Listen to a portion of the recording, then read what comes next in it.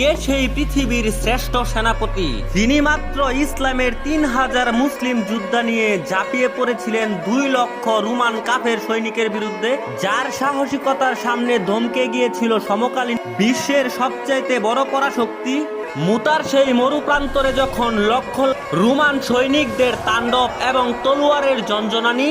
এবং একের পর এক শহীদ হচ্ছিলেন ইসলামের বীর যোদ্ধারা, তখন এই বীর সেনাপতি নিজে দমকে না গিয়ে তার মনে জ্বালিয়ে তুললেন এক কঠিন আগ্নেয়গিরি, যার একটি হুঙ্কারে 2 লক্ষ রোমান সৈনিকের হৃৎপিণ্ড কেঁপে উঠেছিল এবং রক্তক্ষয়ী সেই রণক্ষেত্রে 9টি তলোয়ারকে চূর্ণ বিচূর্ণ করে দিয়ে ইসলামের পতাকাকে তাদের বুকে গেড়ে ইসলামের বিজয় নির্ধারণ করলেন। সেই বীর আর কেউ নয়, সে হচ্ছেন আমাদের প্রিয় নবী হযরত মুহাম্মদ সাল্লাল্লাহু আলাইহি ওয়াসাল্লাম। আমরা সেই বীর নবীর উম্মত। তুমিও যদি এই নবীর উম্মত হয়ে গর্ববোধ করো তাহলে চ্যানেলটি সাবস্ক্রাইব করো এবং কমেন্ট বক্সে লেখো আই লাভ মুহাম্মদ সাল্লাল্লাহু